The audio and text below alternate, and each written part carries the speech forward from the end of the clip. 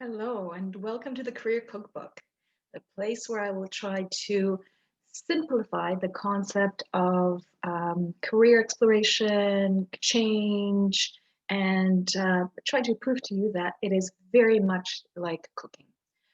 So pretty simple, and nothing to get too stressed out about.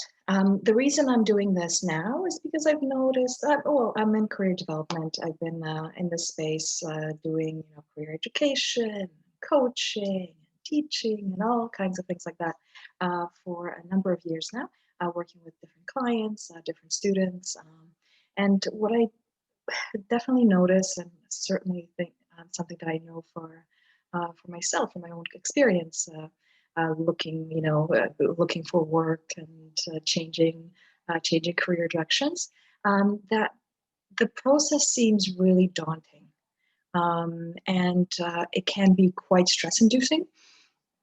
Because I think we have a lot of our identities tied to careers, so we tend to overcomplicate it a little bit.